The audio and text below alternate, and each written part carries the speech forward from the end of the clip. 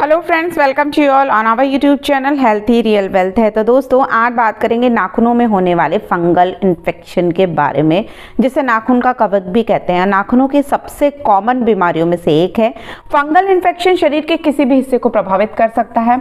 अलग अलग तरह के बैक्टीरिया की ही तरह फंगल भी हमारे शरीर में मौजूद रहता है, लेकिन यही फंगस जब बहुत अधिक बढ़ने लगता है तो आपको संक्रमण होता है।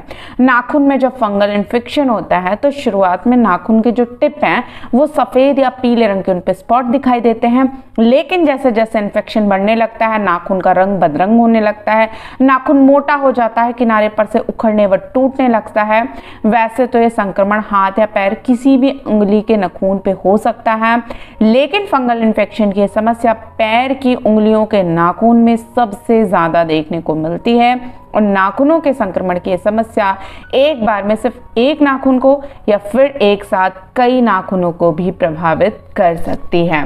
यदि बात की जाए तो दुनिया भर की करीब 10% वयस्क आबादी नाखून में फंगल इन्फेक्शन की समस्या से प्रभावित है। तो क्यों होता है फंगल इन्फेक्शन? इसे बहुत जगह पे एथलीट फूट भी कहते हैं, क्योंकि जब ये बढ़ जाता है तो पैरों के अंगूठे के साथ साथ पैर की त्वचा तक को संक्रमित कर देता है। देखिए, नाखून में फंगल इन्फेक्शन की जो समस्या होती है वो तकलीफ दे हो सकती है, तो दवाइयाँ तक लेने की ज़रूरत पड़ती है, लेकिन कई बार आप इसका सफल इलाज भी कर सकते हैं, लेकिन उसके बावजूद भी नाखून में फंगस वापस आ जाता है। तो सबसे पहले जानेंगे कि इसके लक्षण क्या हैं और क्या चीज़ की कमी बॉडी में हो जाती है, कैसे हम इससे बच सकते हैं।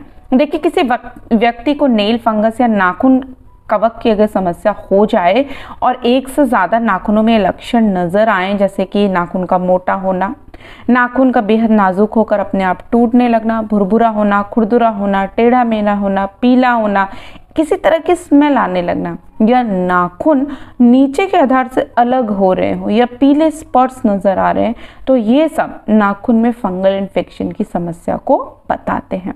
कितनी बार इसमें दर्द भी होता है और कितनी बार दर्द नहीं भी होता है। तो इसके अलावा इससे जुड़ी कुछ और बीमारियां भी हो सकती हैं, जैसे कुछ लोगों को डायबिटीज़ की वजह से या प्रॉपर आपका जो ब्लड सर्कुलेशन है बॉडी में नहीं होता है, उसको भी इस तरह की समस्या हो जाती है। अब ये बात आती है कि होता क्यों।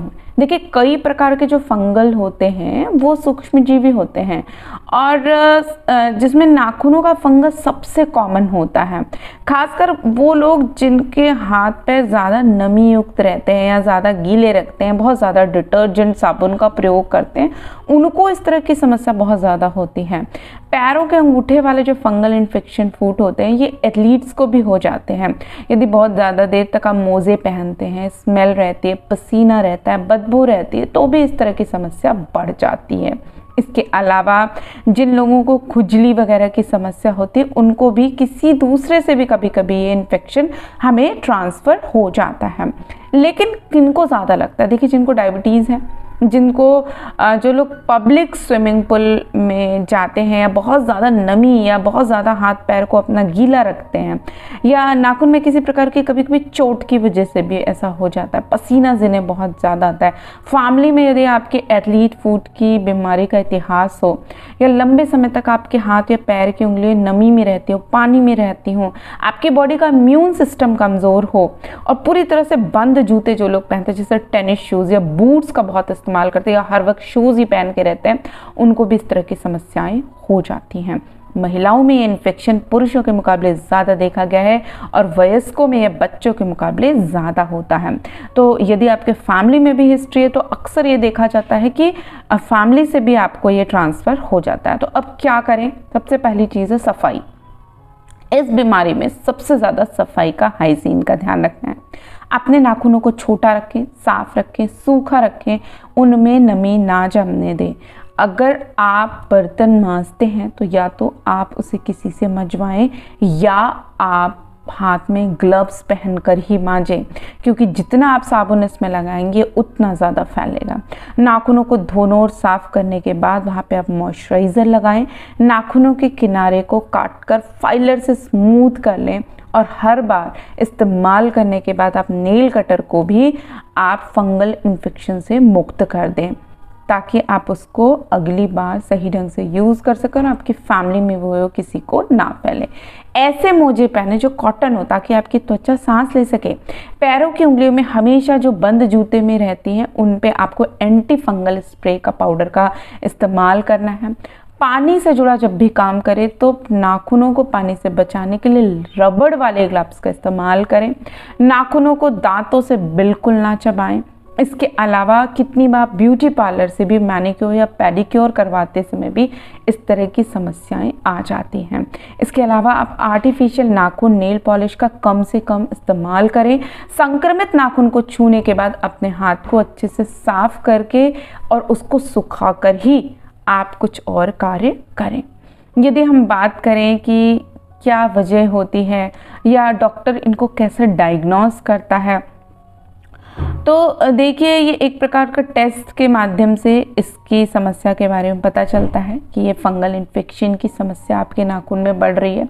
लेकिन ये जो मैंने आपको विधियाँ बताई हैं कि जिस वजह से आप समझ सकते हैं कि इस तरह की समस्या आपको बढ़ रही है। तो देखिए इसका इलाज क्या होता है। इसके लिए आपको एंटी फंगल ट्रीटमेंट लेना पड़ेगा। प्रभावित हिस्से पे लगाने के लिए कुछ एंटी फंगल दवाइयाँ होती हैं और कुछ टॉपिकल ऑइंटमेंट दिए जाते हैं जिसके द्वारा आप इसे सही कर सकते हैं। इन्फेक्शन के लिए ओवर द काउंटर या ओटीसी क्रीम आती है या ऑइंटमेंट मौजूद होते हैं। इसके अलावा कुछ मौखिक दवाएं भी दी जाती हैं जैसे कि एलेमेसिल, स्पोरोनॉक्स एंड डिफ्लुकैन। लेकिन ये सारी दवाइयाँ आप अपने डॉक्टर की सलाह पे ही लें, क्योंकि हम कोई चिकित्सक नहीं हैं। हम आपको इसका एक तरह से आपको एक समाधान है, आपको एक बात बताते हैं। लेकिन जब भी आप किसी भी दवाई का प्रयोग करें तो वो आप हमेशा डॉक्टर की सलाह पे करें। इसके अलावा संक्रमित जो नाखून है उसको हटाकर नए नाखून को आने में कम से कम 4 महीने का वक्त लगता है। चूँकि ये लंबा प्रोसेस है तो आपको लंबे समय तक इसका ध्यान भी रखना पड़ेगा और इन दवाइयों का इस्तेमाल भी करना पड़ेगा। लेकिन ये जो बीमारी है ये ज़्यादा गीलेपन से और ज़्यादा नमी से होती, तो सबसे पहले आप इसका प्रिवेंशन यही करें कि गीले ना रहने दें अपने हाथ पैर के नाखूनों को। जब भी गीले चीज़ों का आपको प्रयोग करना है तो सबसे पहले रबड़ के ग्लव्स पहने और बॉडी को बिल्कुल सुखाकर उसमें एंटी फंगल पाउडर लगाकर ही आप सोएं। तो धीरे धीरे ये समस्या आप देखेंगे कि आपकी बॉडी से खत्म होने लगेगी। तो दोस्तों आशा करती हूँ ये वीडियो आपके लिए इन्फॉर्मेटिव रहा होगा। यदि वीडियो पसंद आए तो हमारे चैनल को लाइक, शेयर और सब्सक्राइब ज़रूर करें। तो फिर मिलते हैं, तब तक के लिए नमस्कार।